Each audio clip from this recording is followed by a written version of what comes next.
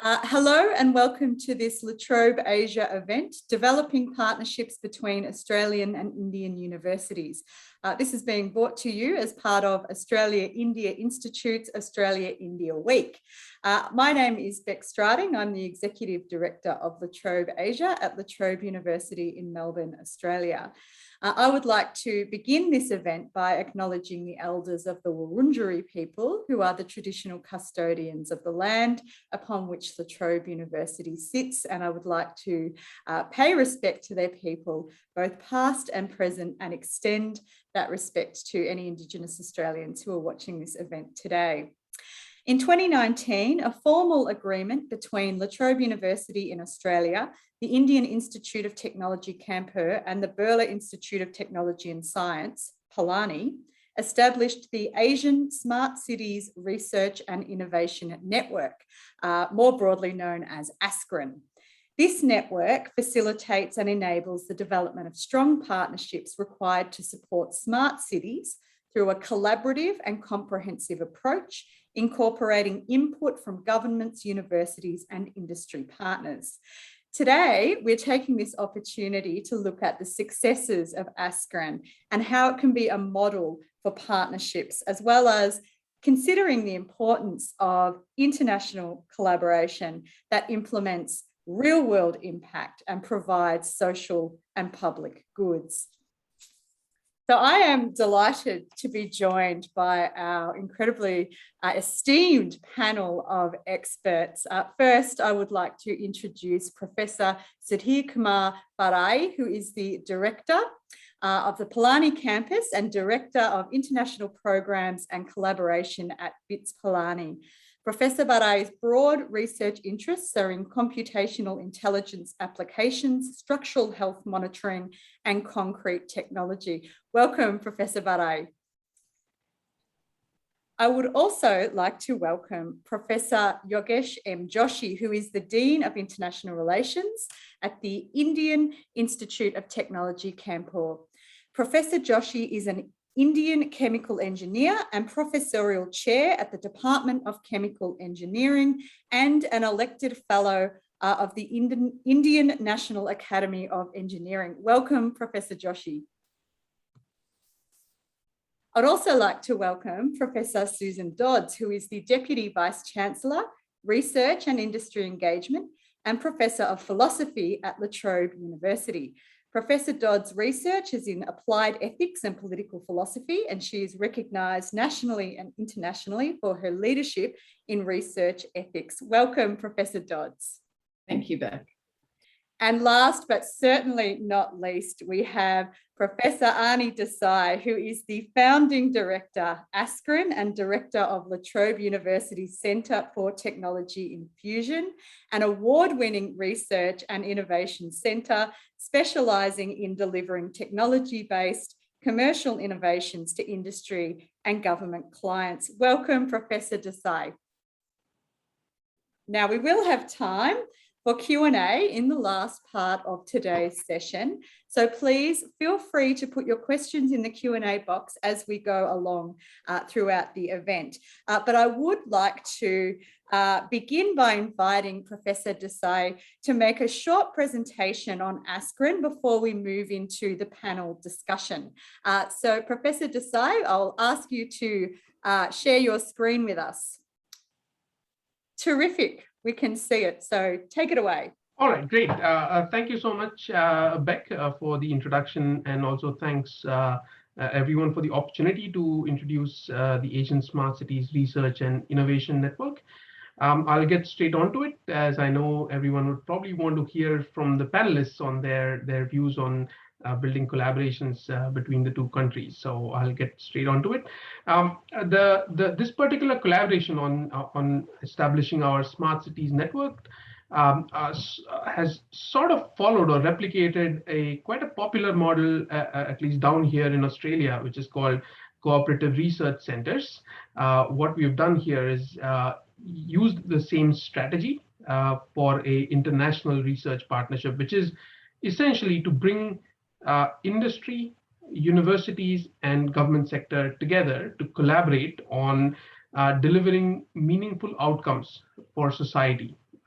So providing the value from research in terms of making meaningful impacts in the community. So given that model, what we had hoped to achieve, or what we had aspired to achieve from establishing this smart cities network, is to look at solving very specific, socially relevant, high impact problems that our combined research strength across the founding partners, which is La Trobe, IIT Kanpur, and Pilani, can bring to bear. And smart cities as a theme was quite attractive because being multidisciplinary in nature, it can cover a broad spectrum of aspects of citizens' life in a city or a town. And the concept, what we came up with as a thematic approach for this collaboration, was to use smart cities as an umbrella with very specific objectives. That with this partnership, we want to try and have an approach to improve the sustainability, the livability, and efficiency in cities and towns across Asia. And to do that, of course, living in cities and towns involves a broad array of things. And we collaborated and developed essentially a 10 broad multidisciplinary theme-based approach of research program or research collaboration. And I won't read all of them out, but they go from right from the underpinning technology aspects of infrastructure and technology to look at things like transport, governance, health, agriculture, culture and heritage, and the broader aspects of economic development and efficiencies of scale. So those are the 10 sort of themes that ASCRIN is relying on to deliver its planned agenda to make our cities and towns more sustainable, livable, and efficient. The one aspect that we think is quite unique to this collaboration is that, of course, being universities, we are all engaged in fundamental research. But in this particular context, we wanted to provide a little bit more clear call-out priority to achieving these objectives, which is by having our main guiding principle that we will prioritize our collaborative funding for research that has serious potential for adoption and impact. So all the universities will continue to do what we do, which is fundamental research. But in this particular context, we wanted to focus on things that have potential for adoption and impact in the societies that we are here to serve as universities. Now, how does this work? So, of course, I mean, I gave an example of 10 broad themes, and I won't go through obviously all 10 of them because I'm sure you want to hear from the esteemed panelists. But I'll give you just one example of one of the themes and how each one of those 10 themes is structured. So each one of these 10 multidisciplinary themes has 3 aspects. So one obviously is the research agenda. Where is the key focus of research which has that potential for serious impact in terms of research translation, and commercialization? The second part is, of course, if you don't do basic research, you don't have anything to commercialize. So that's where these research examples, which is are sort of placeholders, if you like, for what our joint PhD programs might fund in terms of foundational projects that help each of the themes in making its impact on real world problems. So it could be, providing connectivity for all, reducing the cost of connectivity, making technology more resilient using AI, or it could be just preventive capital works using existing technologies. So it could be a combination of a number of those things. And lastly, each of the themes has also a specific engagement agenda, which actually targets engaging outwards from our ASCRIN initiative with government and industry organizations, from things like doing feasibility studies for government departments, providing state-of-the-art reports to them, providing them policy input in terms of technology standards, or actually doing end-to-end proof of concepts and demonstrations using underpinning research from our 3 founding university partners. So that is roughly how each of the 10 themes are structured. And on the last part is what we've done so far. So obviously I didn't have the outcomes here because I would love for others to talk about that. The scale was quite a crucial factor for ASCRIN, which is to say that establishing international partnerships takes a lot of effort, a lot of investment, and a lot of goodwill. So it's a combination of 3 things. So without scale, having efficiencies is difficult and impact is difficult. So that's how we designed the program. And so this slide is just giving an overview of what we've done so far. So far for our ASCRIN academic membership, we've got about more than 170 academics across La Trobe, IIT Kanpur, and Pilani. The 10 multidisciplinary teams, each one of them have really experienced multidisciplinary team leaders across La Trobe and IIT Kanpur and our collaborators. Our initial seed investment, I like to call it seed investment because that's just the starting point, is to fund up to 50 PhD scholarships to support the 10 teams to do some pioneering work that can have this kind of community impact that we all collectively want to achieve. One unique aspect for our network that we have been successful in establishing is to have an industry champion network, which basically is a collection of active participants from startups, finance, corporates, and sectoral bodies who are contributing to smart city implementation.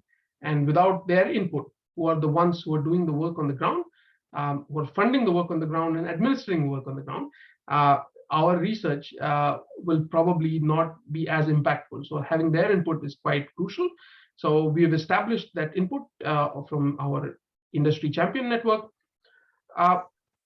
And as a part of our ongoing activity, we are already conducting a regular seminar series, think tank roundtables, helping with conferences, co-sponsoring conferences, contributing to the guidance of that, and producing thought leadership white papers.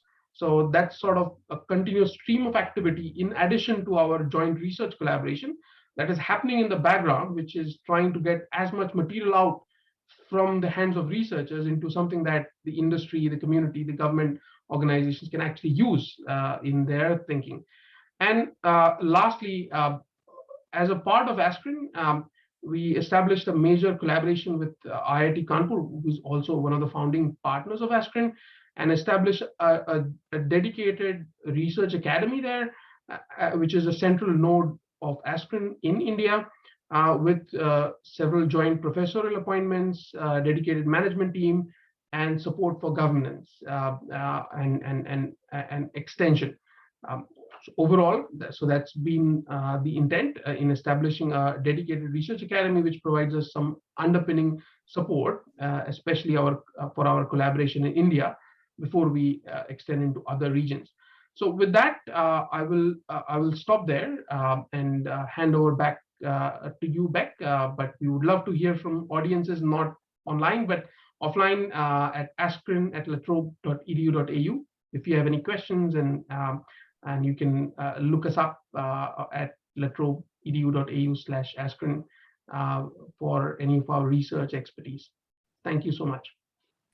Thank you, Professor Desai, for that comprehensive overview of ASCRIN. I mean, it's such a wide-ranging and ambitious partnership. It's terrific to hear about this. And it's also great that we're joined by representatives from 3 of the universities. So I'd like to start by asking all of the panelists about why their institutions are invested in this partnership, particularly how did the founding partners land and agree on smart cities as being the linchpin of the partnership, or the underpinning theme of the partnership, and also why is there this focus or regional focus on Asia in the title, and what was the intent behind that? So I might start with Professor Joshi to get your views on, why it is that your institution is engaged in this partnership. Yeah, so thank you so much, Dr. Saki. First of all, thank you so much for arranging this panel discussion where all of us sit together and discuss various important issues and aspects, and of course get educated by the participants on issues that we need to focus on as far as the Smart City initiative is concerned. If I'm not wrong, the beginning of this particular whole exercise was in 2015 when Government of India and the Ministry of Housing and Urban Affairs launched the Smart City Mission, wherein they decided to implement this particular initiative in 100 cities across the country. The vision was essentially to drive economic growth and improve quality of people's life by enabling the development in the local area. And by this particular Smart City Mission, Government of India essentially plans to set an example which can be replicated both within and outside the smart city, so that it can catalyze creation of small cities in various regions in part of the country, and if these examples can be replicated, then of course outside the country as well. So as far as the academic aspect of the Smart City initiative is concerned, then of course we went through the Professor Aniruddha's presentation. Every aspect that smart city represents, let it be healthcare, environment, when it comes to jobs, how startups essentially kind of are given aid to, then the safety, how transportation is optimized.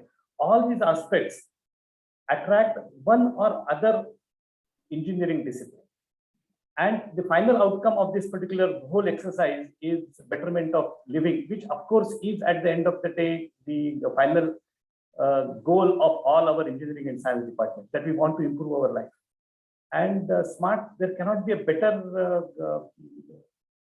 way of doing that other than this particular Smart City initiative, which essentially touches upon every aspect of our life. So interestingly, similar initiatives have also been launched in several Asian countries. And there are some kind of initiatives being launched in Japan, in Australia. So this essentially is kind of the reason why selecting this particular topic of smart cities, and more so India focus, because we are a huge country. Means what I'm told is that every year India adds one full population of Australia to it. So managing India is a tremendous exercise. So as far as India is concerned, it's a great need, and we would like to actually have expertise and suggestions from all over the world, particularly those who have implemented it, to have this particular mission successful. So this is essentially the reason why academic institutes wanted to get in, and we are very happy to be with Trobe University and part of this overall mission. I hope that kind of answers your query. Terrific. Thank you, Professor Joshi. I might ask the same question of Professor Dodds. I mean, it's terrific that La Trobe is involved in this. How do you see our investment in Asian smart cities? Look, I think you've heard one aspect of the response, and you've seen in Professor Desai's presentation sort of the energy and enthusiasm. But why should La Trobe be involved is in part because we view ourselves as a university that addresses real world problems and does research that has impact. And the nice thing about smart cities is it's inherently complex. And therefore, the three universities can bring our different strengths and our different abilities together. And it's at the intersection of those where we can get really significant outcomes from our work. And I think for all three of the institutions, we are committed to finding solutions that address not just sets of problems in our own environments, but that actually can have global impact. And that by using the experiences and the different challenges, but on similar issues like water security, food security, transport, workforce alignment, that we each face in slightly different ways, we've got opportunities to really get more creative solutions and more refined responses to the worlds we're in. So I think that's the first bit. I also think that as La Trobe sees itself, its role in Melbourne's north, as trying to develop a new kind of city of the future with the university as a core partner, we recognize, as Professor Joshi said, the relationships between government, university, and industry in having those long-term effects. That if actually we take the knowledge capacity and the solution finding of universities and bring it together with government priorities and the needs of industry, we're much more likely to get sustainable solutions, things that become practices in the real world. So that's one of the reasons why it's really exciting for us to work on this. Why have the Asian focus? Well, one, it's recognizing where Australia is, but also recognizing that our aspirations as moving to new industry and new economies, that we've got a lot to learn from countries like India, which have had huge advances in their use of technology and have also sought to use that to address fundamental inequalities within society. And I think we've got quite a lot to learn in that partnership. But also, we recognize that some of the challenges are, the questions are the same. It's just the solutions need to reflect the different environments. And if Australian universities are constantly using North American or European examples, we're not going to get the innovation we really need. So I think that's probably enough for the moment. Thank you, Professor Dodds. We'll get back to some of those issues around industry engagements a little bit later. But for now, Professor Barai, I'd like your perspective on BITS Pilani's participation in this partnership. Thank you, Dr. Beg. Good morning from India to all of you. It is indeed a great pleasure to be here. Professor Joshi and Professor Suzanne has already highlighted some of the aspects of it. I will try to kind of summarize it and put it into a different perspective. Is that as I think Professor Desai has highlighted about the industry, the government and academia coming together through this Venn diagram he explained about the interdisciplinarity in terms of whether the different agencies involved or a different kinds of problems coming in, because the smart city is a multidisciplinary segment. BITS Pilani also has a distributed system, and in terms of we have 4 campuses, very different kind of the approach we have in a science and technology. But above all, the kind of a end result should be that coming out from a fundamental research to the applied research and coming out finally going to the society, creating a societal impact. There is a huge need that the industry partnership, that's a very strong point which is required. And BITS Pilani has a very huge engagement with the industry all the time. That is one segment which we find that there is a lot of the synergy we can generate with the IIT Kanpur and Trobe University together. The second thing is that we have a very huge ecosystem toward the entrepreneurial part of it. So there's the students who are kind of developed are they go towards the entrepreneurial part of it. You'll be very happy to hear the numbers, like almost 7,500 plus are the CEOs and the founders of BITS Pilani. And this is something which is remarkable. Is the 3rd institute apart from IIT Bombay and IIT Delhi to create the highest number of startup companies in India. And so this is what actually the kind of a landscape we have. So it's a very interesting that on one side we are talking about multidisciplinarity. On one side, we are talking about making a socially relevant kind of a solutions which can be used and can go to the ground. So this ecosystem can help to kind of create a startup culture towards that. And I'm very glad that we are a part of this whole this project, and where we are contributing toward the smart cities part of it. And as Professor Desai mentioned, Professor Joshi mentioned about it, is that the India has almost like the project which has been identified of 50 cities has been defined as currently to be going toward the smart cities, and every aspects of it where the BITS Pilani would be very happy to be part of this, and then we are contributing towards it, and we see a great success in terms of the smart cities part of it. And so it is a very timely, very rightly, and bringing into multidisciplinarity from the fundamental research to the more on applied research part of it. So this is something which is going to be the main reason for the smart cities to be very focused area in the context of, and of course, on top of it, the bringing in the international perspective, because we can learn from each other, like some of the things which has been developed in Australia and some of the things which we are developing, possibly we would be creating a huge impact bidirectionally. So it's a very, very, very relevant topic in today's time. So thank you so much. I think I must have kind of summarized to. That's terrific. Thank you, Professor Vada. And certainly that's the value of international collaboration, is being able to learn from each other and to, engage with different perspectives on similar, albeit different issues. But Professor Joshi, can I ask you, in terms of initiating and operationalising this initiative, can you shed some light on what has worked well in terms of making this idea resonate with multiple university partners? Each university has, their own strategies, particularly their own international strategies. So what's kind of holding this partnership together? Yeah, so thank you so much for asking this. I was just actually kind of, when going through all these details of a smart city project, which also resonated from Professor Desai's presentation. If you look at those 10 points or 10 programs that he talked about, I cannot see a single department which cannot contribute to this initiative. And that's kind of the beauty of this, because, and that is on one hand, it's everybody, let him be a theoretical physicist or as a matter of fact, by just digressing, I have seen some theoretical physicists using their own expertise to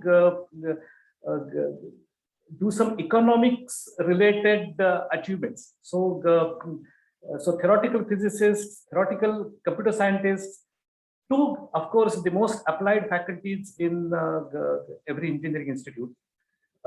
So as far as IIT Kanpur is concerned, I feel that probably every department and most faculties in the department can have some or other role to play in this particular whole, as Professor Dodds said, very complex kind of mesh of smart city initiative.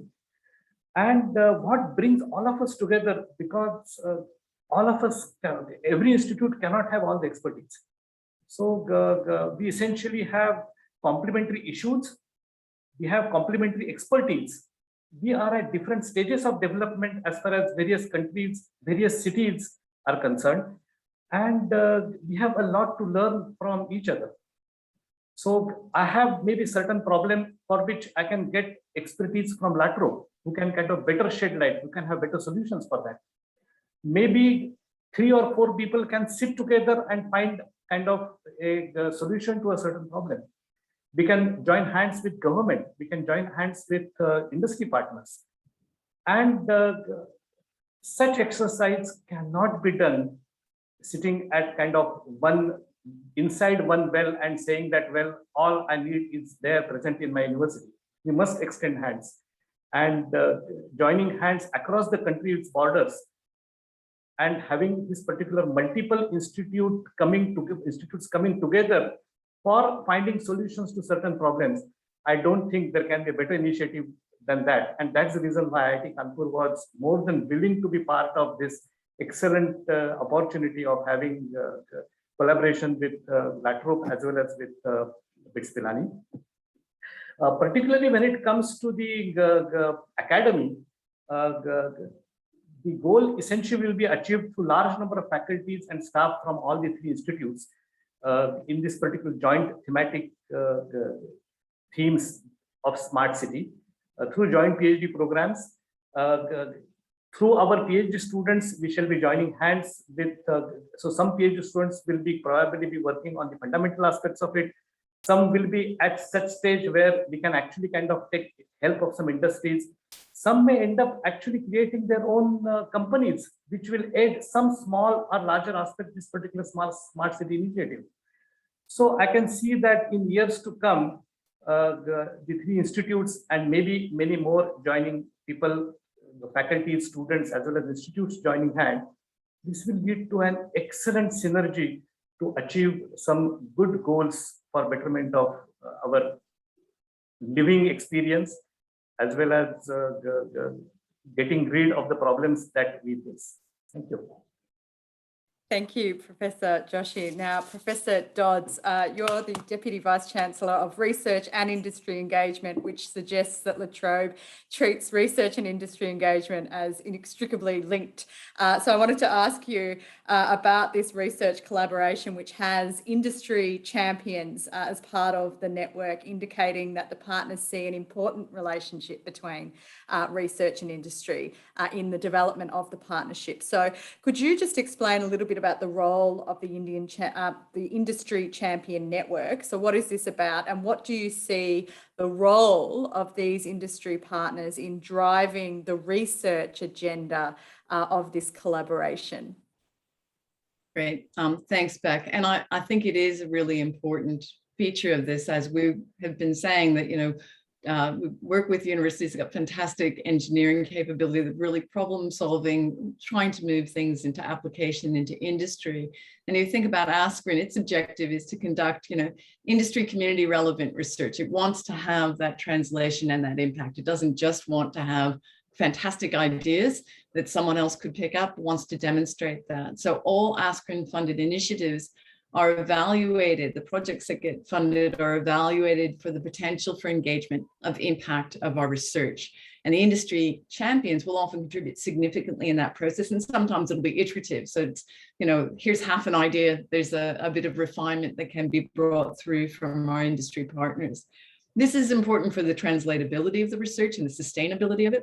This is important for our capacity to showcase for each of our institutions the capability of our research for industry, for government purposes, and to support our industry doctorate. So I think that of those PhDs, a goodly proportion of them are industry PhDs. So they're supported by industry to work on projects which are going to advance industry rather than simply go and work at industry after they finish their study. It's advancing the industry through research-driven ideas.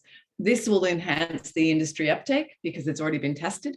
And it also allows for, really important communication and sharing, because for most of the elements around a smart city kind of concern, often you'll need to look at government regulation and government policy to see whether or not they're going to get that uptake. So you need that conversation regularly occurring across the areas. So the industry champion networks includes, leaders from senior corporates, large consulting houses active in smart cities, small and medium businesses, and several key state and federal government organizations appropriate to the different countries. And for example, the National Smart City Mission, which is part of the Ministry of Housing and Urban Affairs and within India. And this is a department that leads the rollout of India's 100 smart cities projects. So we've got them involved.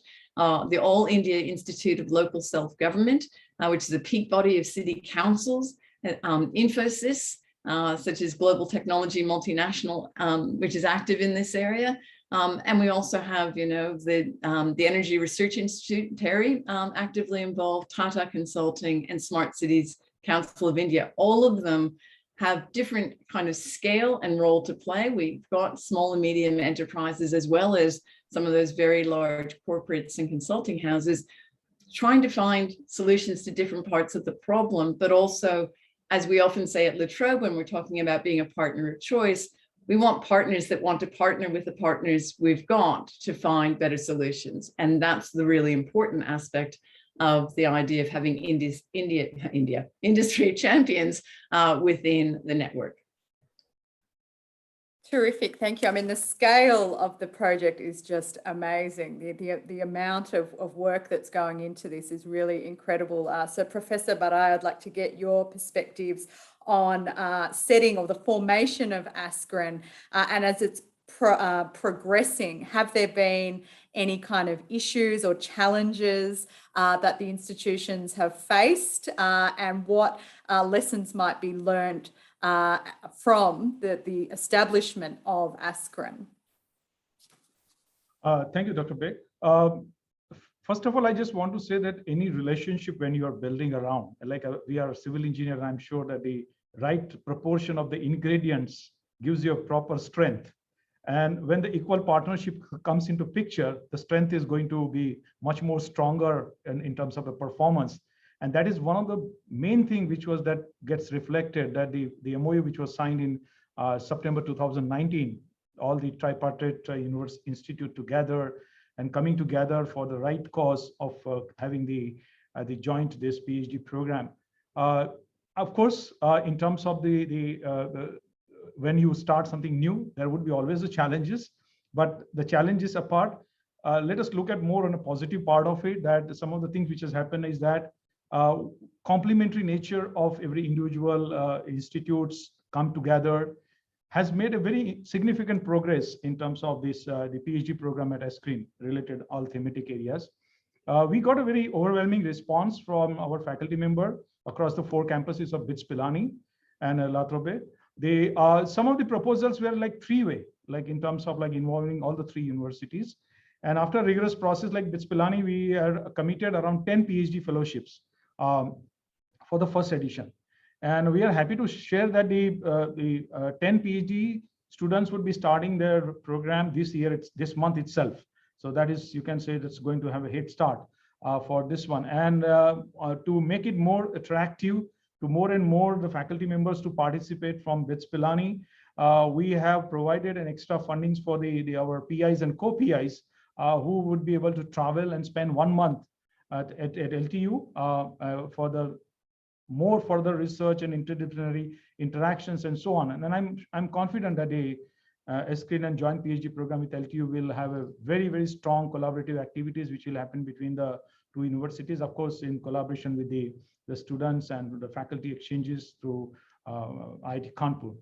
Now, in terms of the challenges, what I can see is that because of this COVID and pandemic, whichever actually has really taken everything little on a backseat, we almost are far behind by 1 year in terms of kind of the way it has to start. But anyway, things are changing and things are changing for the good. And that is one of the reasons now things will start rolling very fast. And hopefully, I think the next edition, we should try to make an effort so that we can have the next cycle happening within 1 semester or so. We can kind of reduce that, shrink that the kind of the lack which has happened, which we can really come up. In terms of the review processes, it would be good that with the 3 partner universities, like we can think about like getting proposal peer reviewed. So that would be a very interesting way of kind of getting an independent view that what is exactly is so the more and more quality content goes into the whole thing, then the success of the project goes also at a very higher level. And then we can get a lot of benefit out of it. So I think in terms of the challenges, I don't see any challenges, and challenges are part of the game. So it's okay, but there are not major challenges. But what I fully agree with Professor Suzanne, that the kind of an industry ready human resource, if you want to create through this training program, I think nothing like this kind of an initiative. And this is a really very, very plus point of the whole this exercise which is going on. So otherwise, I think all things looks good and things are rolling rightly, and nothing more to add. Thank you. Now, it would be great to see some more questions in the Q&A box. I do have one last question that I would like to ask to each of our panelists before we get to the Q&A. And that is, where do you see this collaboration going in the future? So what are the plans, the university plans for the partnership? Do you expect that it's going to expand to other partners? And what are your priorities? I'll start with you, Professor Joshi. So Joshi, you're on mute. On mute. Catchphrase of 2020. Yeah, so I can clearly see that a significant number of faculties from IIT Kanpur will be part of this particular initiative. There will be joint PhDs, joint projects. We shall be writing to governments for funding. We shall be approaching industry jointly for funding. And to begin with the 10 thematic and points that Aniruddha mentioned, and of course, which have been decided. So I can see the collaboration will even go beyond those points as all these universities will start coming together, as people will start seeing success of this particular synergy between the universities. getting projects, students getting more successful in terms of helping to create a better environment in the smart, as far as the smart city aspect is concerned, with startups, aiding industry. So I see huge opportunity for this particular project as far as from IIT Kanpur side and in general for this particular initiative of smart cities. I don't know if that is the question that you asked, because I thought this. That's great. Thank you. Professor Dodds. Look, I mean, I think we're still in early days and we've learned a lot in trying to establish our joint PhDs and to set up the Research Academy. So I think that we're just at the beginning, but we've got some fantastic uptake and engagement. So I think that for La Trobe, absolutely, this is an important area that we wish to continue to support. I mean, notwithstanding the fact that both countries have had significant challenges during the past 18 months in relation to COVID, and that's had some impact. But it's fantastic to see the level of interest and excitement for PhD students in looking at joint PhDs.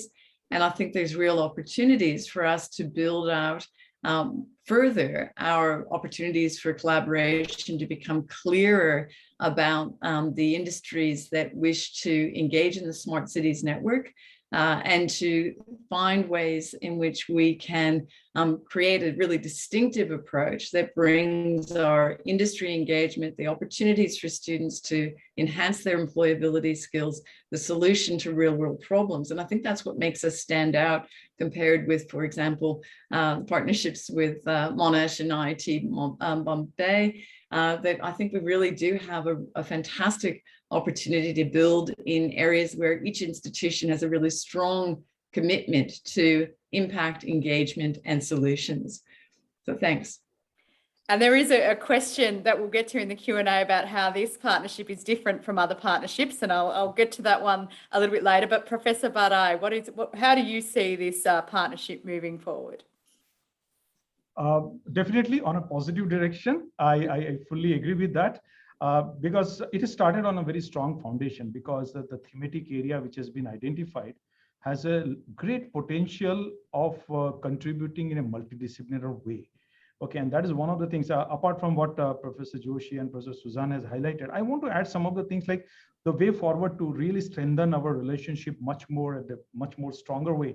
One of the things I feel that at some point of time, maybe when we reach at least 1 or 2 years later, it would be worthwhile to create the more awareness among the more industry partners to come into this game.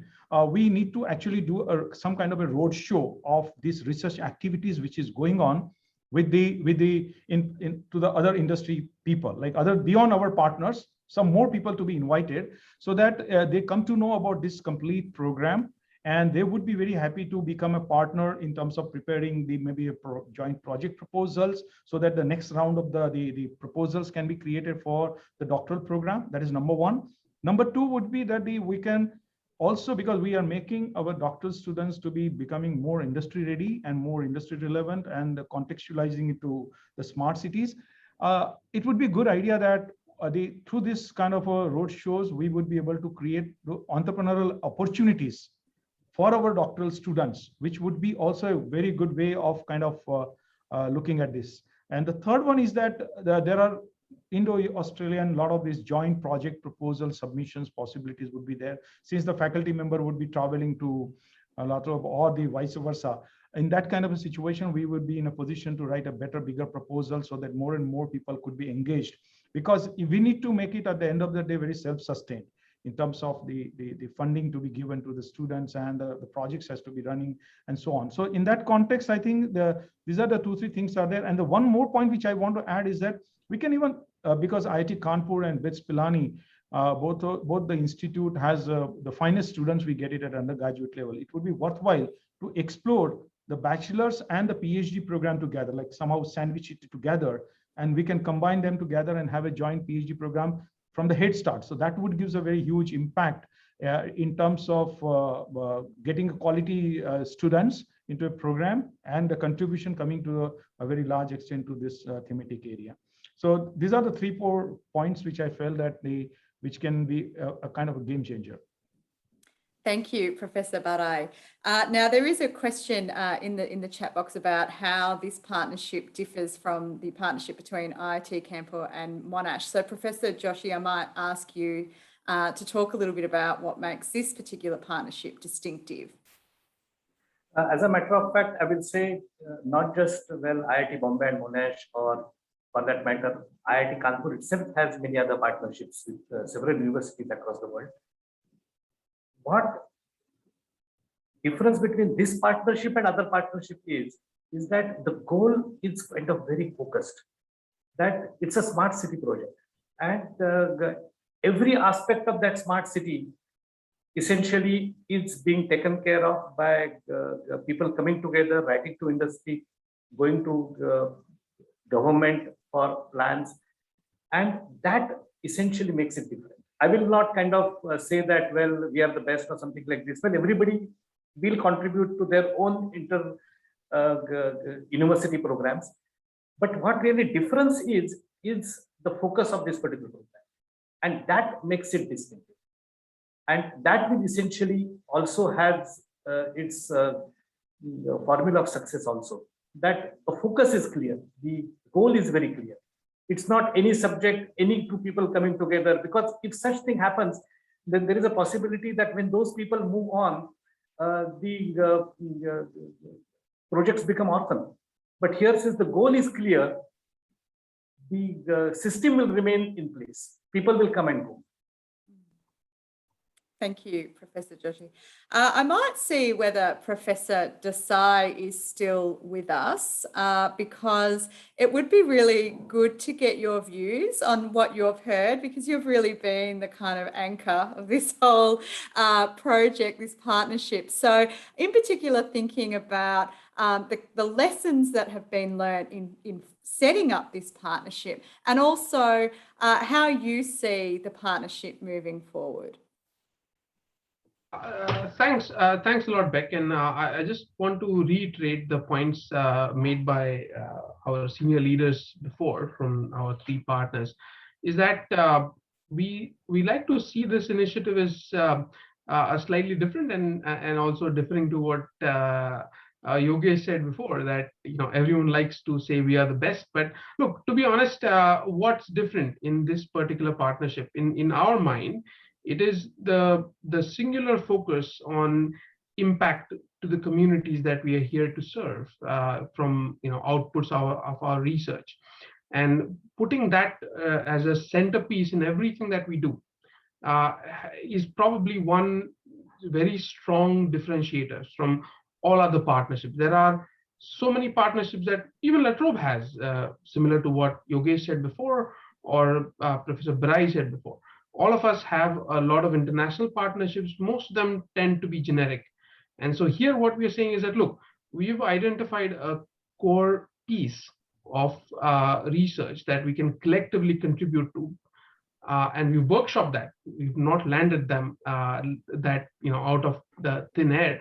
We've workshopped that. And this is what we think is where collectively we can contribute to something that has impact potential. And we want to focus more on this sort of research translation aspect as part of this initiative. Of course, there will be fundamental research there underpinning all along, but that in my mind is really quite the main aspect that we keep pursuing, and that's what we also talk to our industry partners, our government partners, and they concur with us, saying that they've seen a lot of partnerships before. International partnerships before, but something focused on this kind of outcome oriented is something new to them, and they're quite supportive. So that's answer to the first part of your question. The second is where to next. So as you can see from the title, the title is Asian Smart City Research and Innovation Network. So obviously our partnerships in India is sort of the main anchor there, in addition to obviously having our dedicated academy there with IIT Kanpur. But obviously the ambition has always been there to expand that in the Asian economy there. And two reasons for that. One is that the developed economies, their smart city challenges are quite different. So if you look at the research, whether it's technology all the way to economic development, that's a lot different when you talk about developing economies, and especially in Asia, which is sort of the fastest growing urbanized population in the world, and at scales that is mind-blowing. The challenges there are at a completely different scale and have also all these kind of lateral issues that come in, whether it's culture, practices, governance. All of this actually comes in, makes it really complicated. So the challenges are a lot more complicated, and in our thought, and that's just not my thought, of course, it's collaboration across all the 3 universities in our workshops, is that that's sort of missing niche where not a lot of global research has targeted their efforts in making a difference. And so that's what we thought, okay, well, this is a clear niche. La Trobe, being an Australian university, we have a role to play in the region, and that's our region of focus as well. But in addition to that, that is also a niche from a pure researcher perspective, is being left not well addressed. And if we can bring the 2 things together, which is bring a large group of multidisciplinary experts focused on something that very specific that is not being addressed, then as all of our university leaders would like us to do as researchers, is to make our research have some effect to the people that we serve. We thought that is a really excellent opportunity for us to try and target and take it head on. So that's my sort of 2-minute contribution to your question, Beck. Back to you. Thank you, Professor Desai. I see that there is a question that's being answered in the chat around whether the partnership only involves the engineering school, but no, in fact, in all institutions, this is a university-wide endeavour involving more than just engineering, but business and humanities and social sciences. There's a couple of questions that are a bit technical, or specific rather, and I would encourage you, anybody who has specific questions about getting involved in the partnership, to please email ascrin@latrobe.edu.au. But just as a final question, Professor Desai might draw on you again, is just a question about what kind of projects are you looking for? What makes, this is something that academics, they apply for, they produce an EOI to be a part of, to have a project, a PhD project funded through this endeavour. So what makes for a good ASCRIN project? Oh, all right. Well, sorry to hog the time there. Would love to take this question on, but okay. I think, as I said in the presentation, this particular initiative is a little bit different, that we look for the main anchor piece in what we're looking for is the potential for your research to have the capability to be adopted or have the potential for impact. So that's sort of the central anchor point there, right? Of course, with any research proposal, we obviously, the ASCRIN committee looks at the research track record, just the usual stuff, track record, feasibility, can it be done, and so on. But the key thing that if you want your project to succeed in the ASCRIN EOIs, look for is the scale of potential and impact that your research can have. So identify a problem that in the period of time that you propose to achieve that outcome can demonstrate that it can do it. Of course, a PhD project is a PhD project. It won't actually produce a commercial product, right? It'll produce publications, it'll produce intellectual capital input and outputs. But all we're really looking for is that what is the pathway for that, right? So it's sort of, are you sowing a seed that will grow into a big tree? That's what we're looking for from impact perspective. So if anything, I would say is that just focus on that. That probably is the most crucial piece in trying to get some ASCRIN funded scholarships. And we also use the same lens, actually, to be honest, in our graduate and global research portfolio in part of Professor Dodds' office. is that, look, every partnership is unique. In this partnership, we're looking for that very specific piece. So if you can produce that and demonstrate this is how you're going to do that, you would you would be quite well placed. The last expression of interest round, in fact, this is what was the main discriminator. Probably that is what the question is from who asked that. We had almost 2 or 3 requests for a scholarship for every one place that we had. So that was quite enormous in terms of subscription, and it just just shows the kind of outreach we've been able to do so far. But also equally that with the right mindset in terms of putting together your EOIs and being part of this overall mix, you're helping us do what we have been planning to do as a part of establishing this 3-party initiative, which hopefully will grow, but at least as 3 founding partners, that's what we hoped, and we it's come back to pay back in spades. So thank you very much, Professor Desai, for giving us a glimpse into what makes for a successful EOI. And you're right about, just how enthusiastic people have been in terms of putting together proposals. I think it's a terrific sign for the health of the partnership and how people, academics in the institutions, are really getting on board. We don't have any questions left, so I would like to thank our panel for joining us this afternoon, and thank the Australia-India Institute for partnering with us on this event. It was a really terrific opportunity to hear about how this successful partnership has been formed and what the kind of intentions and ambitions for growing it are into the future. So I would like to also thank our audience for watching this La Trobe Asia event. This webinar has been recorded. If you've registered for the event, you will be emailed the appropriate links when they are ready.